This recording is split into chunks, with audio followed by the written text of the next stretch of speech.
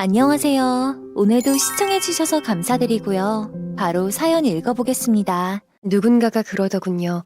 인생의 한쪽 문이 열릴 때 다른 한쪽 문은 닫힌다고 합니다. 누구의 인생도 행복으로만 채워지는 일은 없으며 불행은 도처에 잠복해 우리를 기다리고 있죠. 예고 없이 닥치는 좌절의 순간들 속에서 인간으로서의 위험과 품위를 잃지 않고 견디어낸 사람만이 기쁨을 맞이할 자격이 있다고 말이죠. 네가 뭐가 부족해서 그런 남자를 만나? 너는 남자 보는 눈이 그렇게 없어. 다시 생각해보거라. 이 말은 제가 딸의 결혼을 반대할 때 했던 말인데요. 이때 생각만 하면 제가 지금 이렇게 행복할 자격이 되는지 생각하곤 합니다. 역시 인생은 어느 방향으로 흘러갈지는 아무도 모르기에 자신있게 속단하지 말라는 말이 맞는 것 같습니다. 저는 큰아들 같은 마다위를 얻었습니다. 그리고 아들 같은 사위에게 인생을 배웠습니다. 사위가 어떻게 큰아들이 될 수 있고 인생을 배웠냐고요? 그 궁금한 이야기 지금부터 시작해 보겠습니다. 저는 강원도 횡성에서 나고 자란 토박이로 60대 초반의 남성입니다. 현재 덤으로 얻은 인생을 살아가고 있는 복받은 사람이죠. 끔찍하고 고통스러웠던 지난 시간들이 주마등처럼 스치며 견뎌낼 시간들을 생각하니 두 번 다시는 겪고 싶지 않은 시간들이었네요. 저는 초등학교 동창인 아내와 일찌감치 결혼해서 가정을 꾸리고 살았습니다. 부모님이 물려주신 2만 평의 토지에 처음에는 배추와 옥수수 농사를 지었었죠. 시내의 마트에 출하를 하고 나서 남은 찌꺼기가 아까워 소를 키우기 시작했어요. 그것이 계기가 되어 2마리의 소가 지금은 세계의 축사에 300마리나 키우는 갑부소리를 듣고 있는 한우 농가가 되었답니다. 그렇게 40여 년을 열심히 달려온 인생이었습니다. 저희는 30대 초반인 결혼한 큰딸 부부와 이제 30이 된 아들 부부가 있습니다. 그리고 80이 된 노모를 모시고 살고 있어요. 어린 나이에 시집와서 아내가 고생을 정말 많이 했지요. 부모님을 정성껏 공양하고 두 아이 키우고 이만큼 살림 늘린 것은 모두가 아내의 덕분이었습니다. 그런 아내를 닮아 딸은 어렸을 때부터 야무지고 뚝소리가 났습니다. 그런 딸을 보며 어머님은 입버릇처럼 말씀하셨었죠. 효진이가 비록 딸이지만 집안의 장남 노릇을 하겠구나. 딸은 출가외인이라 효진이도 시집가면 남의 집 며느리인데 무슨 장남 노릇을 한다 그러세요? 그리고 효성이가 있잖아요. 그럴 때면 어머님은 그저 허허 두고 보세 이 사람아 하면서 웃으시곤 하셨습니다. 그때는 정말 어머님의 말씀이 이해가 가지 않았거든요. 하지만 나이는 그냥 먹는 것이 아님을 자식들이 결혼하고 세월이 흐른 뒤에야 알게 되었습니다. 어머님은 어떻게 미리 아실 수 있었던 것일까요? 정말 큰딸과 사위가 장남 노릇을 하고 있으니까요. 큰딸은 공부도 제법 잘했는데 도시의 대학을 지원하지 않고 횡성에서 전문대학을 마치고 직장을 다녔습니다. 이유는 단지 고향을 떠나고 싶지 않다고 했는데 아마 저의 건강 때문이었을 겁니다. 딸이 대학을 졸업하고 횡성에서 직장을 다니고 있을 때 둘째 아들은 25살로 군대를 제대하고 대학 졸업을 앞두고 있었습니다. 아들은 딸과는 다르게 커갈수록 말만 번지르르 하는 뺀질이었어요. 그래도 어렸을 때는 하지 말라는 일은 하지도 않고 말도 잘 듣는 편이었는데 어찌 커갈수록 그저 노는 것만 좋아하는 철부지라 저의 한숨만 들어갔었죠. 그래도 사춘기여서 그렇다, 아직 철이 덜 들어서 그렇다면서 군대를 다녀오면 다를 것이라고 위안을 삼았습니다. 아들은 딸과는 다르게 이곳 고향인 횡성이 촌구석이라고 서울권의 대학에 원서를 냈지만 전부 떨어지고 겨우 전문대에 합격을 했습니다. 차라리 전문대에서 기술이나 배우는 것도 나쁘지 않을 것 같아 오히려 잘 되었다는 생각까지 들었었죠. 하지만 아들은 전문대를 졸업하고도 직업도 못 구하고 빈둥거리는 시간이 많아졌습니다. 대학을 졸업하면 자기 밥벌이는 할 줄 알았는데 그게 아니다 보니 추석에 내려온 아들에게 제가 하소연을 좀 했습니다. 너 괜히 서울에서 허송세월 보내지 말고 여기 내려와서 아빠 일이나 도와주고 한우나 키워봐. 아빠는 제 나이가 몇 살인데 여기 내려와서 소똥이나 치우라고 하세요. 저도 다 생각이 있으니까 몇 년만 놔두세요. 하지만 저는 알바라도 해서 네 생활비는 직접 벌어서 쓰라며 매달 보내주던 100만 원의 생활비를 원룸 월세 50만 원만 보내주겠다고 했습니다. 시골에서는 매달 100만 원이 큰돈이었기에 반만 줄여도 훨씬 부담이 줄었지요. 그러자 아들은 1년만 더 지원을 해달라며 울고불고 매달리더군요. 버릇은 초장에 잡아야 한다고 생각했기에 눈은 딱 감고 귀도 막아버렸습니다. 사실 아들이 저희에게 막내 자식이었기에 애교 많은 아들 녀석의 응석을 무시하기란 쉽지 않은 일이었어요. 어머님은 오히려 딸에게는 넉넉하신데 아들 녀석에게는 좀 냉정하신 편이었습니다. 그래서 이때도 편을 들어주시지 않으셨어요. 오히려 호통을 치면서 부모 등골만 빼먹느냐고 철 좀 들라고 야단을 치셨죠. 할머니까지 제 편을 들어주지 않자 아들 녀석은 입이 대빠른 나와서는 서울로 팩하니 돌아갔습니다. 그리고 다음 달부터 저는 정말로 원룸비 50만 원만 보내주었지요. 아빠 정말 이러시기에요. 1년만 봐달라고 했잖아요. 돈도 많으시면서 정말 째째하게 이러실 거냐고요. 다 너를 위해서야. 나라고 속이 편하겠냐. 그러니까 얼른 일자리를 구하면 될 것 아니냐. 정 안 되면 고깃집 들어가서 불판이라도 닦으면 될 일이다. 아들에게 그렇게 말하면서도 제가 너무 모진 것은 아닌지 내심 걱정이 되었어요. 그리고 드는 생각이 자식 농사는 영 꽝이로구나 하는 한숨만 나왔었네요. 그런데 정말로 아들 녀석이 사고를 제대로 치고 고향으로 내려오게 되었습니다. 아들은 다음해 추석에 웬 젊은 처자를 데리고 집에 내려왔더군요. 순간 이 녀석이 사고를 치고 내려왔구나 싶어 정신이 멍이 오지 뭡니까. 아니나 다를까 나이가 이제 26밖에 안 먹은 애송이 아들이 사고를 쳐서 임신 3개월이라는 말에 아내와 저는 그저 멍할 수밖에 없었습니다. 어머님과 딸도 입이 떡 벌어져서는 할 말을 잃은 표정이었죠. 먼저 정신을 차린 딸이 아들의 뒤통수를 냅다 후려치며 소리를 질렀어요. 어디서 머리에 피도 안 마른 녀석이 덜컥 일부터 저질러. 아랫도리 단속 단단히 하라고 했어 안 했어. 그런데 더 어이가 없었던 일은 어머님이었어요. 생전에 손자보다 손녀딸을 더 예뻐하시던 분이 글쎄 사고치고 내려온 아들한테 잘했다고 하는 겁니다. 그러더니 처자의 배를 가리키며 흐뭇하게 웃으시는 것이 아니겠어요. 저는 죄송한 이야기지만 어머니가 치매가 왔나 하는 몹쓸 생각까지 들더군요. 이제는 제 며느리가 되었으니 편하게 며느리라고 표현을 하겠습니다. 너 제정신인 게냐? 아니 아가씨는 부모님이 이 사실을 알고 있어요? 앞으로 어떡하려고 어린애들이 사고를 치냐고. 이효성 설명해봐. 아빠 요즘은 일찍 결혼해서 안정적인 결혼 생활하는 게 유행이에요. 그러지 마시고 저희 결혼식도 올려야 하고 살 집도 마련해야 하는데 시내 30평대 아파트로 해주시면 안 돼요? 사고 친 것도 모자라 뻔뻔스러운 아들의 요구에 화가 머리끝까지 솟구쳤습니다. 옆에서 눈치만 보고 있는 며느리만 아니었으면 멍석에 말아 먼지 안 나게 두들기고 싶은 심정이었죠. 바들바들 떨리는 손을 꽉 쥐고 화를 억누르고 있는데 아내가 며느리에게 밥은 먹었냐고 물어보더군요. 임신까지 했다고 하니 걱정이 되어 챙기는 것 같아 보였어요. 순간 아내에게도 지금 밥이 문제냐고 소리를 지르고 싶었지만 이것 또한 꾹 눌러 참으려 밖으로 나가 머리를 식혔습니다. 등 뒤에서는 어머님이 임산부는 잘 먹어야 한다며 얼른 밥상부터 차리라고 하시더군요.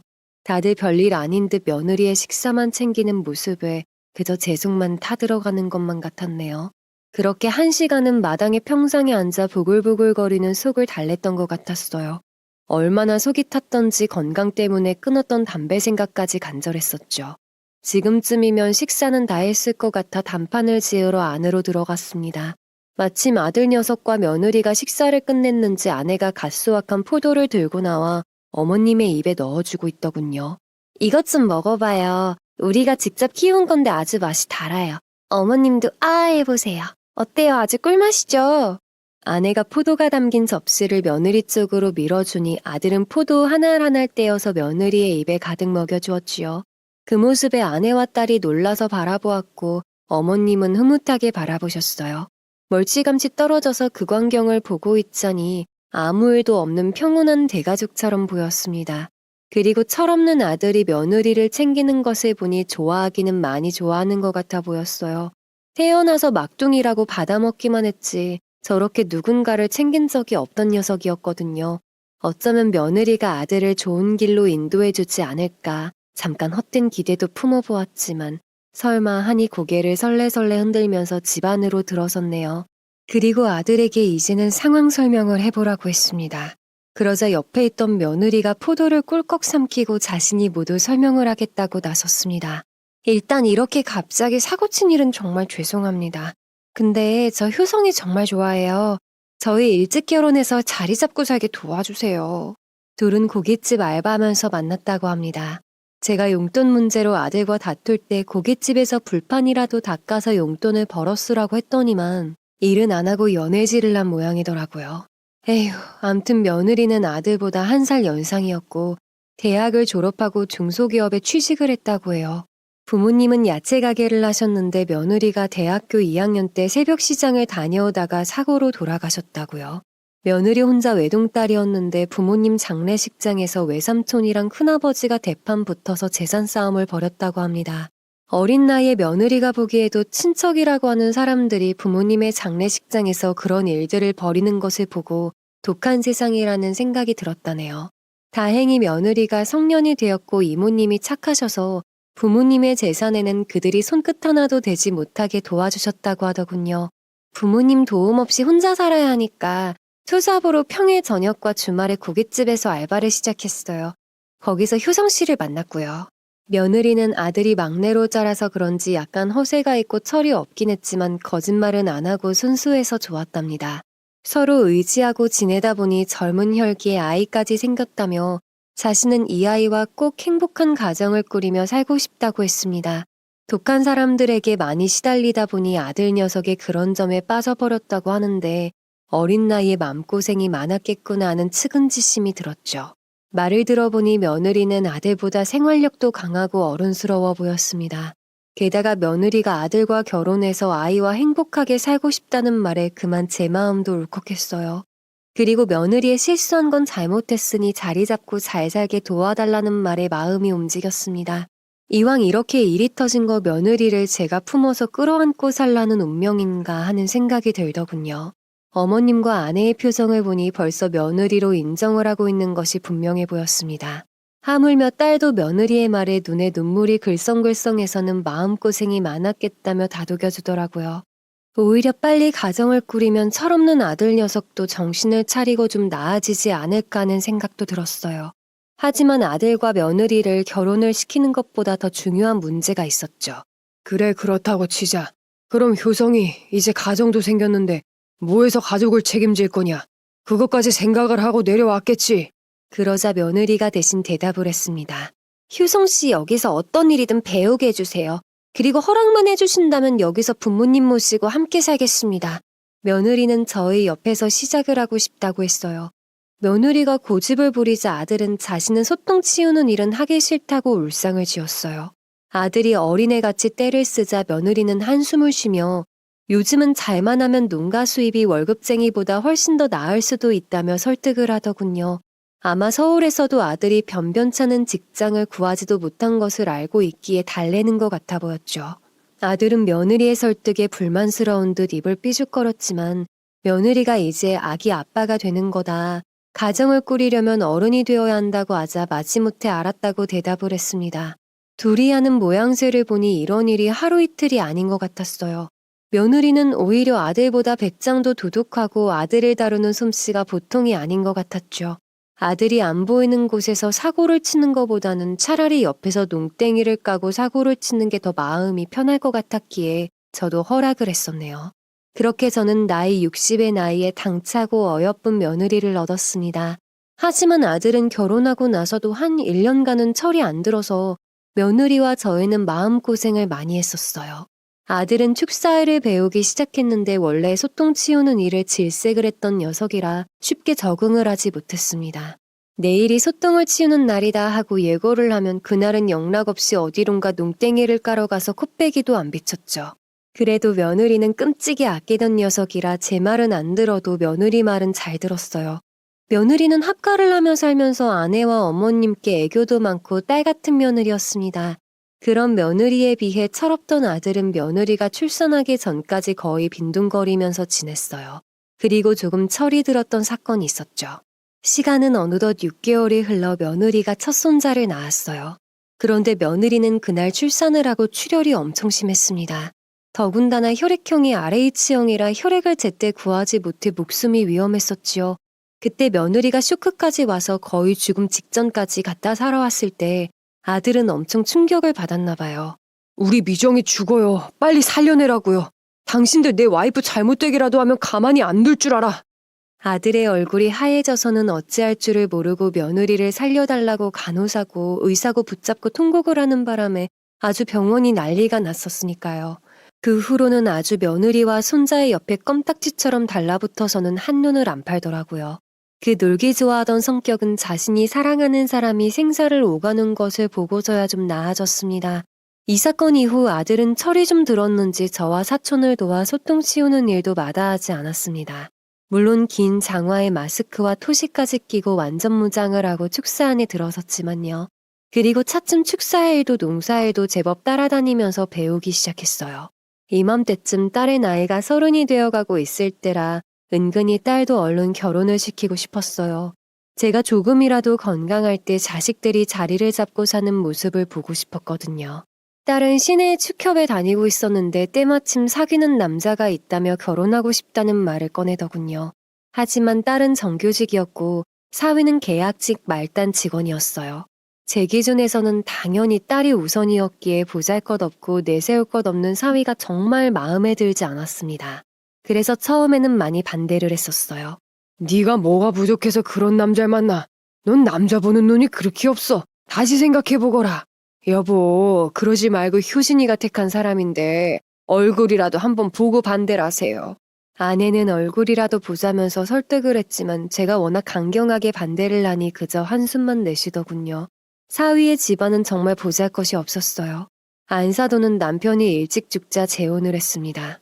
그런데 개불한 작자가 거의 일은 하지 않아 안사돈이 힘들게 식당 일을 하면서 살아가고 있었지요. 그러니 사위가 돈을 벌기 시작하고부터는 당연히 집에 생활비를 보내주었습니다. 그런 집안의 귀한 딸을 어떻게 시집을 보내겠습니까? 저뿐만 아니라 여러분들도 마찬가지일 겁니다. 부모 마음이란 게 모두 그런 것이니까요. 하지만 한 달 동안 딸이 제발 한 번만이라도 만나보고 결정을 해달라고 사정을 하더군요. 나중에는 밥도 안 먹고 계속 반대를 하면 가출을 하겠다고 해서 식구들을 기함을 하게 만들었습니다. 다 큰 딸을 삭발을 해서 방에 묶어둘 수도 없고 그렇다고 가출을 하게 놔둘 수도 없어서 반포기하는 심장으로 어떤 자식인지 면상 좀 보자고 데려오라고 했습니다. 딸이 사위를 데려온다는 주말에 아내는 그래도 따뜻한 밥이라도 먹여서 보낸다고 장을 보러 간다고 했죠. 금방 갈 텐데 무슨 밥이야? 괜한 오지랖 부리지 말고 가만히나 있어. 애비야, 너 내 아들 맞냐? 왜 그렇게 각박하게 굴어? 애미야, 어서 댕겨와. 고기도 좀 넉넉히 사와서 양념에 재고 따뜻하게 한 끼 먹여서 보내라. 옆에서 어머님이 거들고 나서시는 바람에 저는 투덜거리면서 아내를 태우고 시내로 나가 장까지 보고 돌아와야 했습니다. 그런데 나중에 생각해보니 정말 잘한 일이라는 생각이 들지 뭔가요? 이날 따뜻한 밥 한 끼로 한 사람의 운명이 달라졌으니까요. 그렇게 아내는 장을 봐온 재료로 정성껏 준비를 하고 사윗감을 기다렸습니다. 약속한 시간이 되어 딸이 못마땅한 사윗감과 함께 집 안으로 들어왔어요. 사위의 첫인상은 무슨 마당새 마냥 무식하게 힘만 세 보이는 인상이어서 정말 마음에 안 들었습니다. 물론 사람의 인상이 모든 것을 표현해주지는 않지만 그래도 이쁜 내 딸을 주기에는 너무나 아깝다는 생각만 강해졌었지요. 그런데 사위는 말하는 것이 생긴 것하고는 영 딴판이었어요. 마치 유순한 소처럼 자상한 성격에 조근조근한 말투, 덩치에 안 맞게 상당히 부드러운 태도였습니다. 딸이 우리에게 사위를 소개시켜주자 아내는 식사부터 하자면서 정성껏 마련한 음식을 차리기 시작했어요. 그리고 다 함께 식사를 시작하는데 사위는 맛있게 먹으면서 이렇게 맛있는 밥상은 처음이라며 그 얼굴에 아이 같은 미소를 지어 보이더군요.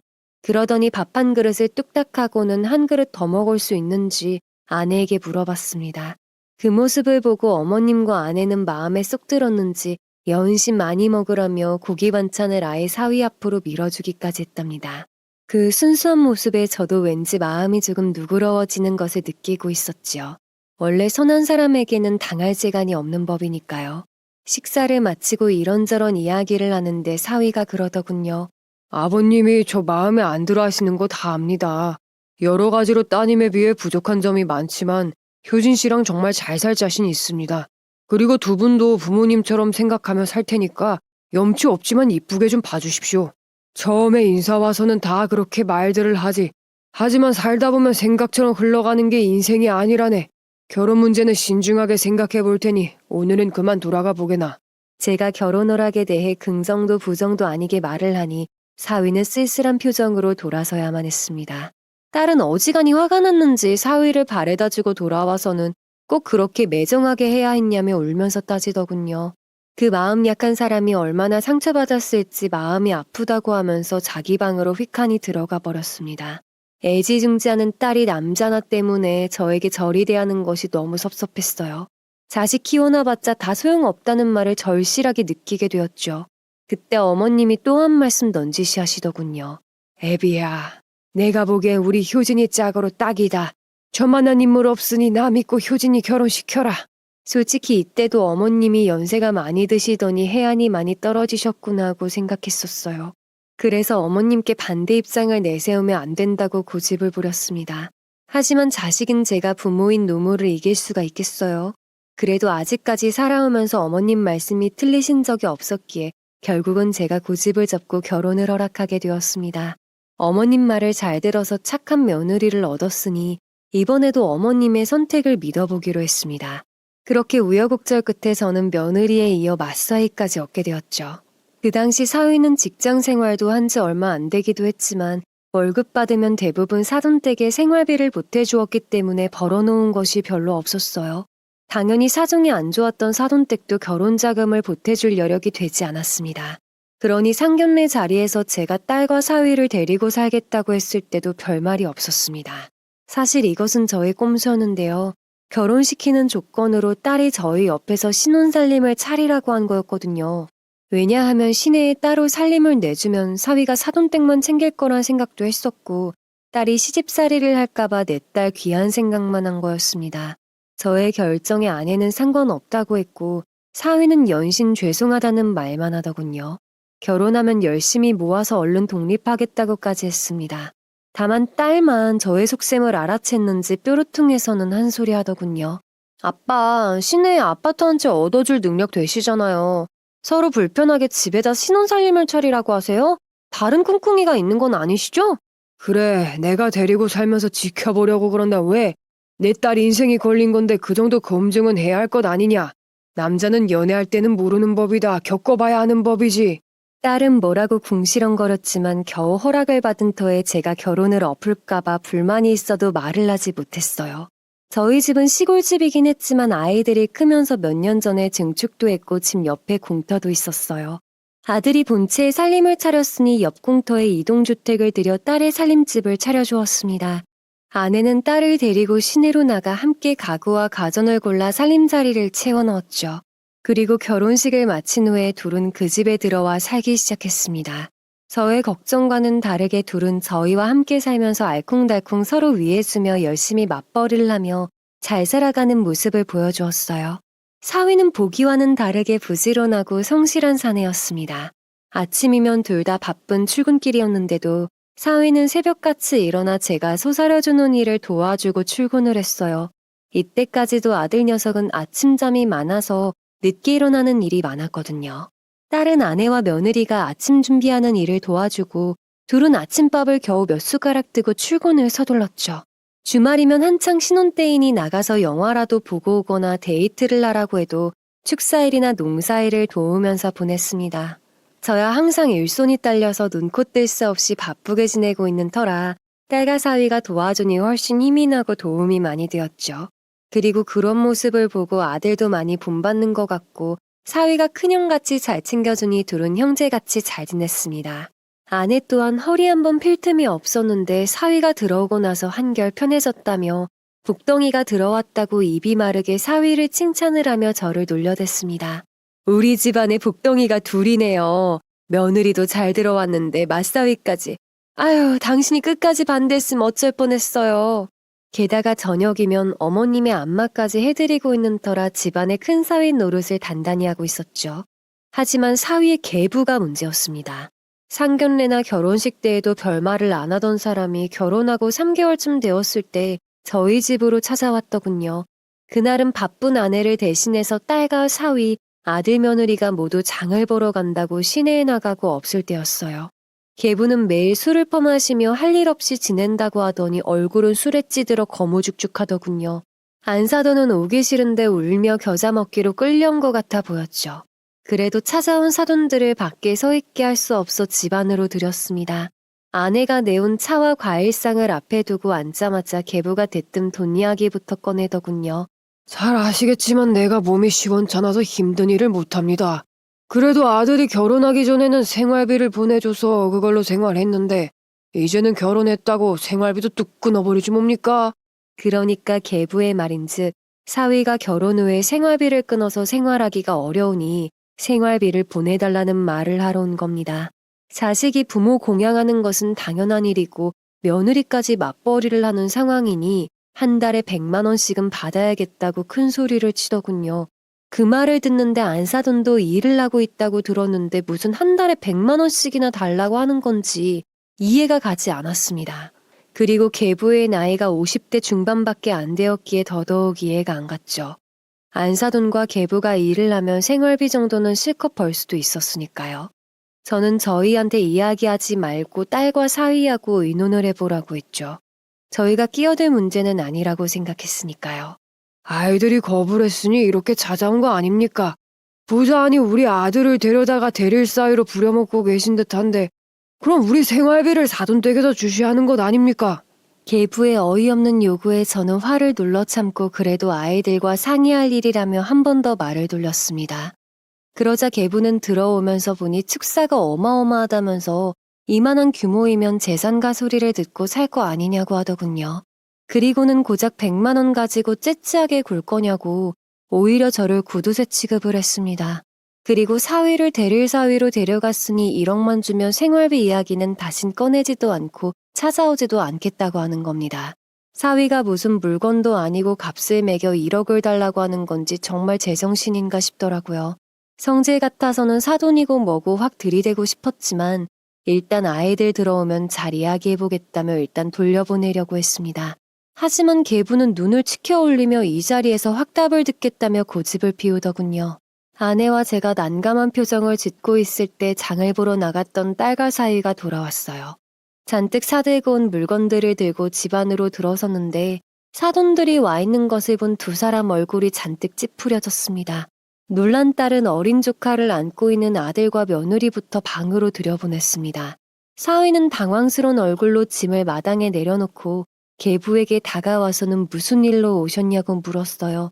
그리고는 계부와 안사돈을 끌고 나가서 이야기하자며 계부의 팔을 잡아당겼습니다. 그러자 계부가 사위의 팔을 휙하니 뿌리치고는 소리를 지르기 시작했어요.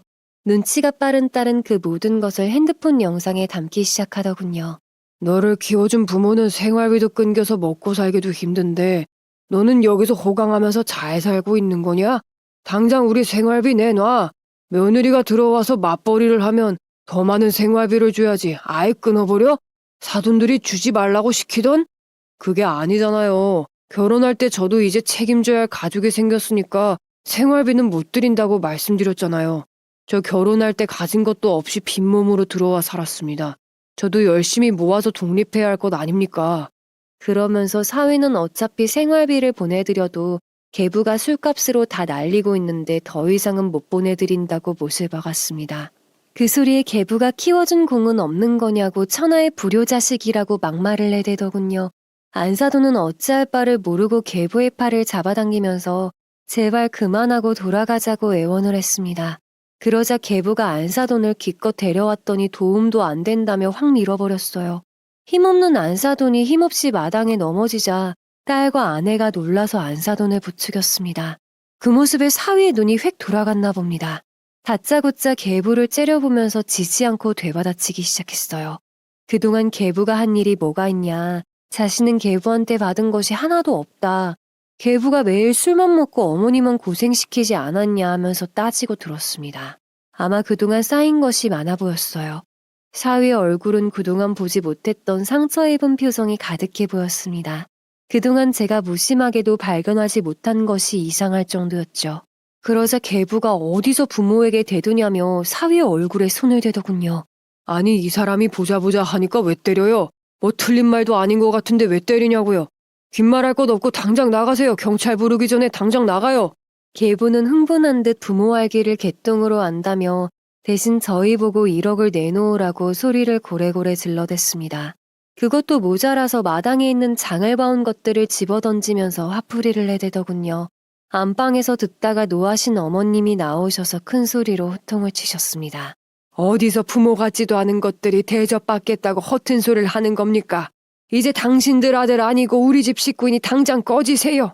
그러자 계부는 더욱 흥분해서는 어머님에게 다치고 싶지 않으면 끼어들지 말라고 막말까지 하는 겁니다.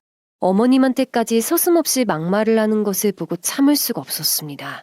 그래서 마당에 받아져 있는 지하수 물을 계부에게 냅다 부어버리며 경찰을 부르기 전에 당장 꺼지라고 계부를 대문 밖으로 밀어냈지요. 물벼락을 맞은 계부는 혼비백산에서는 정신 나간 집안이라며 악을 쓰며 쫓겨났습니다. 그때서야 한쪽에 겁이 나서 웅크리고 있던 안사돈이 엉거주춤 일어나서는 그저 죄송하다며 몇 번씩 사과를 했어요. 그리고 사위에게도 미안하다며 울면서 따라 나갔습니다. 그 모습을 보니 사위가 그동안 어떤 환경에서 자랐는지 알겠더군요. 이날 잠시 동안 저런 막대먹은 집안의 남자와 결혼한 딸에 대한 원망도 잠깐 해보았었어요. 하지만 이게 어디 사위의 잘못이겠나 싶어서 간신히 화를 억눌러야 했습니다. 그들이 돌아가자 사위는 정말 죄송하다며 면목이 없다고 대신 사과를 하더군요. 딸은 안쓰러워서 사위의 빨갛게 부어오른 얼굴을 만지며 안 아프냐고 울먹였고 아내는 연고를 꺼내와 생채기가 난 사위의 얼굴에 발라주면서 다독거려 주었습니다. 그동안 맘고생 많았네. 자네가 선택한 환경도 아닌데 왜 자네가 자꾸 미안하다고 하는 건가? 괜찮아.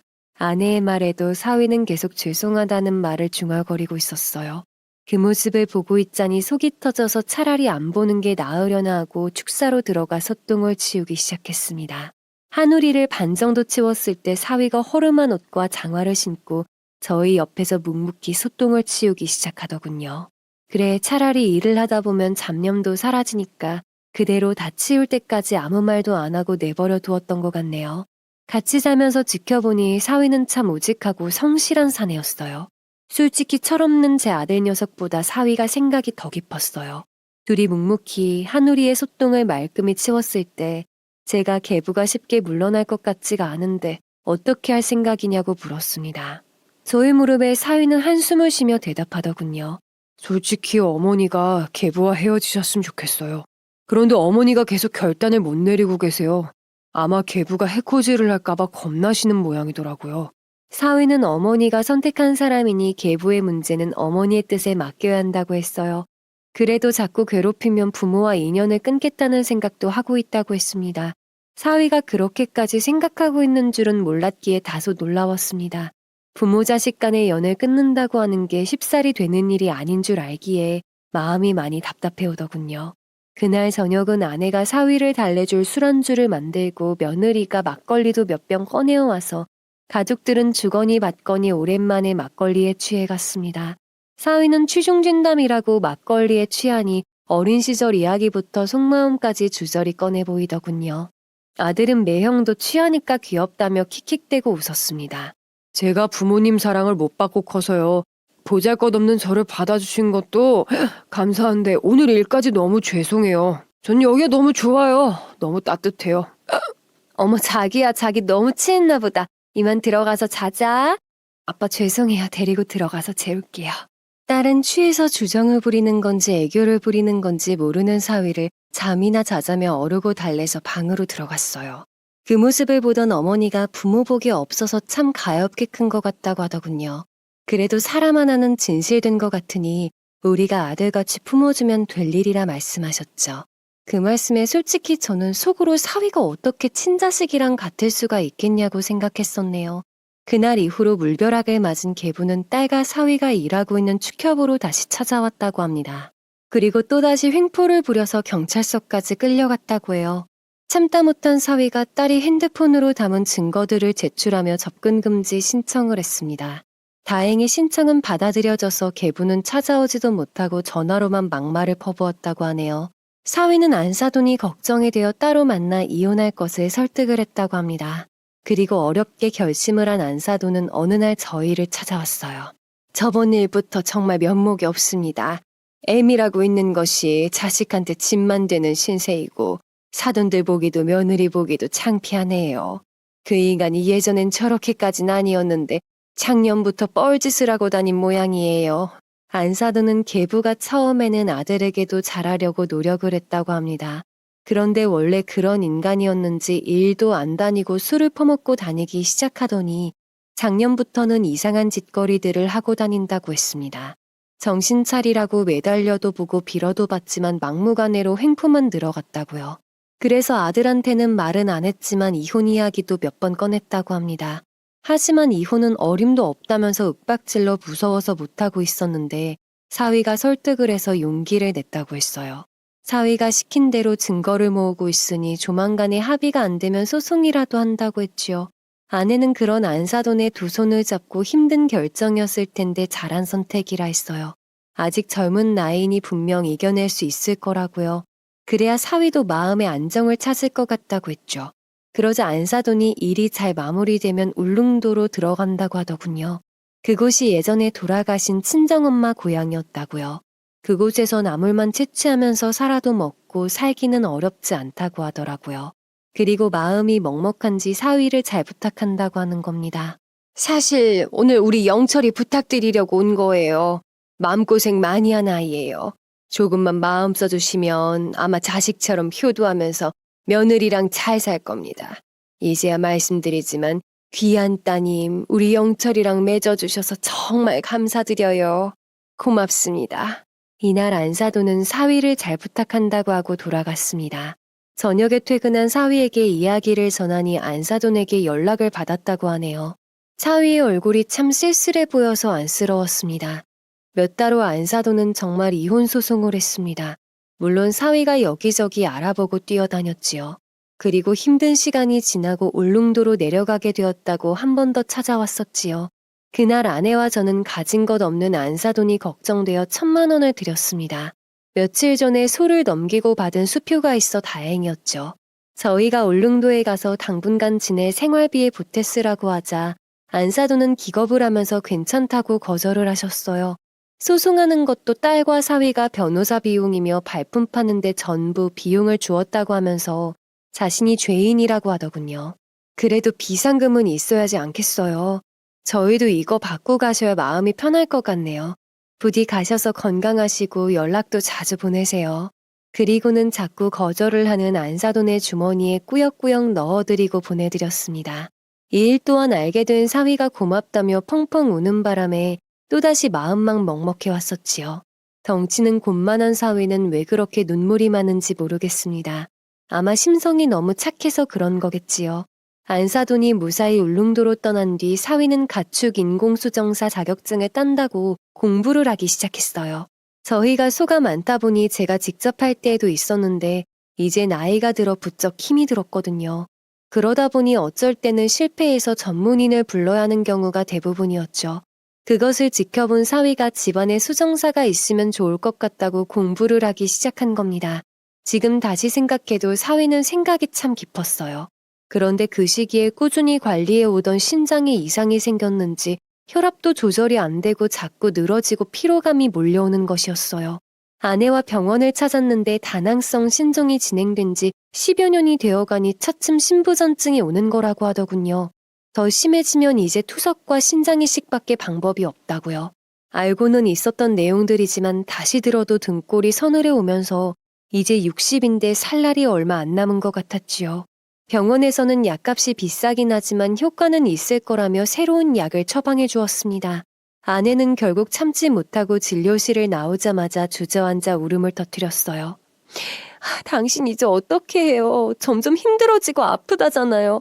당신이 얼마나 고생하면서 살아왔는지 내가 다 아는데.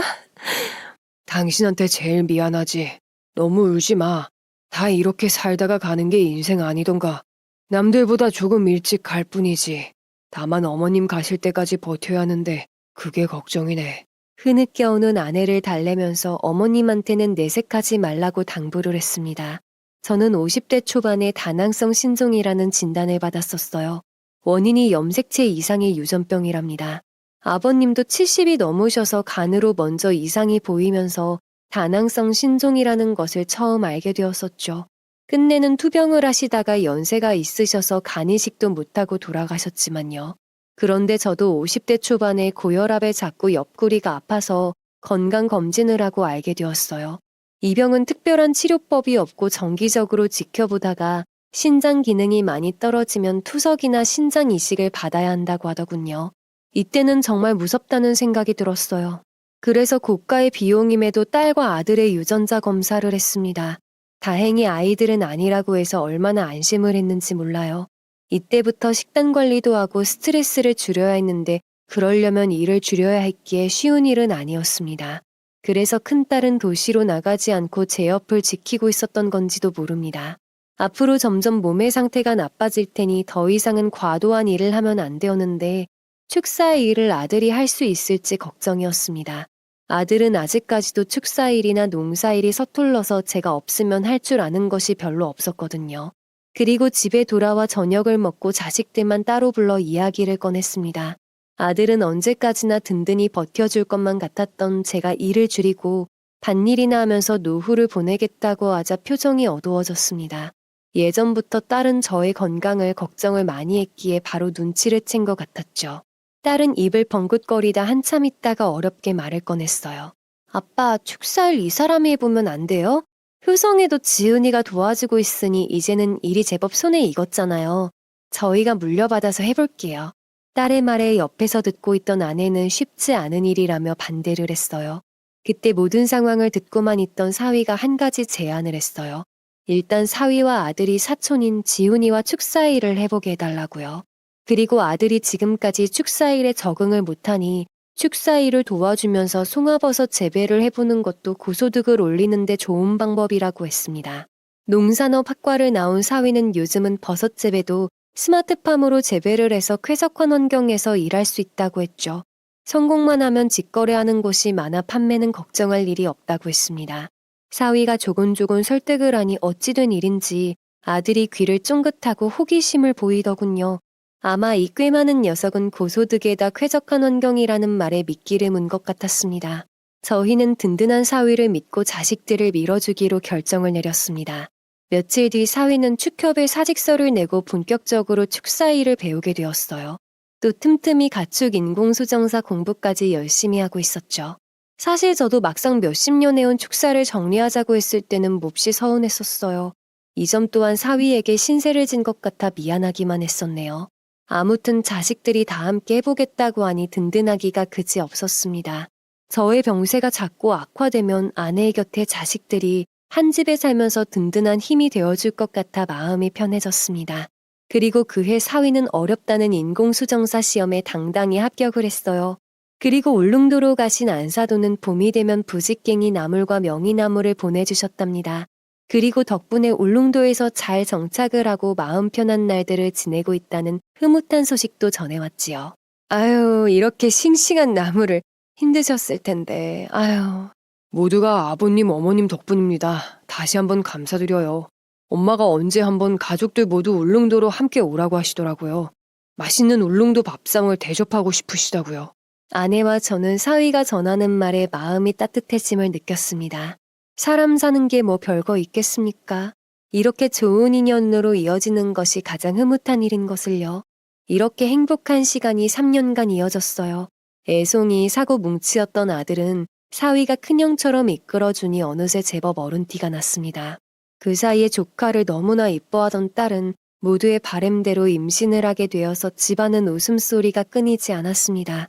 이 모든 것이 다 집안에 사람이 잘 들어와서 생긴 행복이었음을 저와 아내는 알고 있었죠.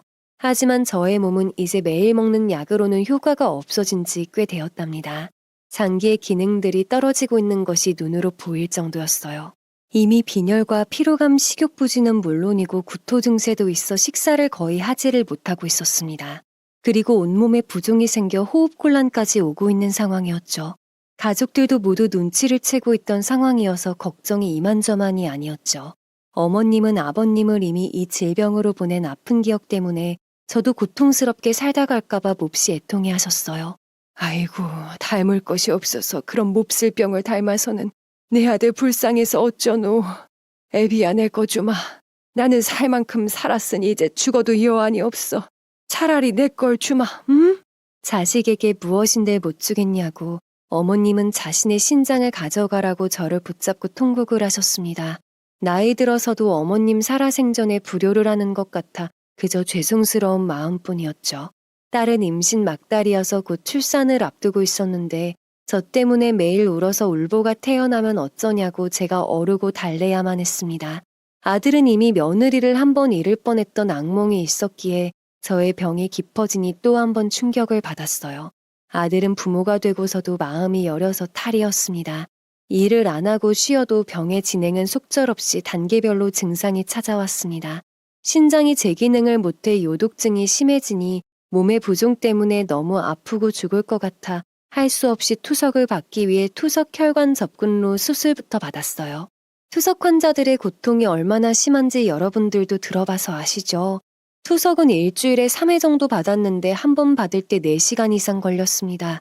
가장 힘든 일은 투석을 받기 시작하면 물도 마음껏 못 먹었고 투석 받은 날은 축 늘어져서 아무것도 못하고 누워만 있어야 했습니다. 병원에서는 혈액 투석도 계속 받을 수 있는 것이 아니고 수명이 몇 년 안 된다고 하더군요. 그리고 제가 나이가 60이 넘다 보니 몇 년 후에는 나이 때문에 이식도 못 받는다고 했어요. 그래서 기증자가 있으면 지금 신장 이식을 받는 것이 가장 효과적인 방법이라고 했지요. 하지만 저와 맞는 신장을 찾기란 쉽지 않은 일이었고 있다고 해도 제 차례가 돌아오려면 5년 이상이 걸린다고 하더군요. 그리고 가족들에게 이식을 받는다는 것은 제가 원하지 않았습니다. 나는 살 만큼 살았어. 너희들 이제 자리 잡고 잘 살고 있으니 내가 무슨 욕심이 있어서 이식을 받겠냐. 나는 그냥 이렇게 살다가 때가 되면 갈 생각이다. 그러니 너무 마음 아파하지 말아라.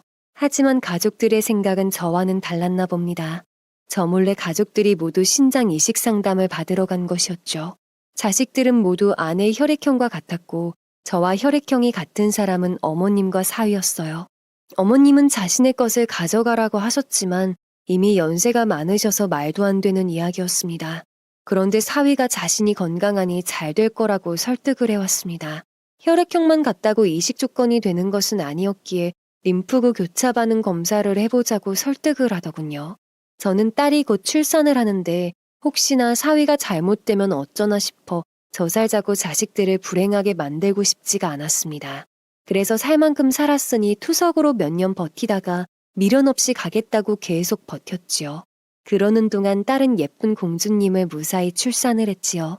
몇 년 전에 며느리가 출산할 때 생사가 오갔던 일이 생각이 나서 온 가족이 얼마나 긴장을 했는지 모릅니다. 손자의 손녀딸까지 더 이상 바랄 것이 없는 인생이었어요. 신장 투석을 시작하면서 저의 건강이 악화되자 저도 물론 투석을 받고 몸이 정상이 아니니 무척 힘이 들었지만 병원에 따라다니고 식단 관리를 해주는 아내가 고생이 많았습니다. 제 옆에 거의 붙어 있다시피 해서 개인 활동을 거의 할 수가 없었어요. 그 점이 너무나 미안했습니다. 느금하게 아내에게는 그동안 고생한 대가를 충분히 보답해주고 아껴주면서 살다 가려고 했는데 오히려 아내에게 짐만 되고 있기에 그 점이 너무나 속상하고 마음이 아팠습니다. 미안함에 오랜만에 아내 이름을 불러보며 마음을 전했지요. 수기 씨, 정말 미안하네. 젊었을 때는 없는 살림에 시부모님 모시고 자식들 키우랴 살림 늘리랴 고생이 많았는데 지금은 나 때문에 우리 수기 씨가 고생을 하고 있으니 내가 면목이 없어. 부부가 다 그러면서 사는 거죠. 당신은 내가 아프면 이렇게 안 해줄 거예요? 그러지 말고 사위가 준다는 신장이식 받으면 안 되겠어요? 아내는 못내 아쉬운 듯 다시 한번 사위의 신장이식 이야기를 꺼냈습니다. 그때까지만 해도 저는 완강히 거부를 하고 있었어요. 그런데 신장 투석만 잘 받으면 어느 정도는 정상을 유지하면서 손주들의 재롱을 보고 살아갈 줄 알았는데 그것도 제 마음대로 되는 일이 아니더군요. 투석을 시작한 지 6개월쯤 되었을 무렵 투석을 받는데 투석 접근로에 잘 느껴지던 혈류가 잘 느껴지지가 않았습니다. 그리고 붉은 염증성 병변이 나타나고 통증이 느껴지면서 투석점 근로가 막혀버린 겁니다. 투석을 받지 못하면 몸에 쇼크가 오는 상황이라 응급수술까지 받게 되는 상황이 벌어졌습니다. 이때는 저도 정말이지 절망적인 기분이었습니다. 이렇게 고통스럽게 살아서 무엇 하나 포기하고 싶은 마음이 들어 정말 힘들었습니다. 그런데 이런 저보다 그저 지켜보기만 하는 가족들의 심정은 더욱 고통스러웠나 봅니다. 저는 그동안 저만 이렇게 살다 가면 될 것이라 생각했는데 그것 또한 잘못된 생각이란 것을 알게 되었지요. 아빠 이렇게 가족들 가슴 졸이게 만드실 거예요? 제발요. 자기야, 우리 아빠 좀 살려주라. 아버님이 부족한 저를 품어주셨듯 저도 아버님께 뭔가를 드리고 싶어요. 어머님께도 이미 말씀드리고 허락을 받았습니다.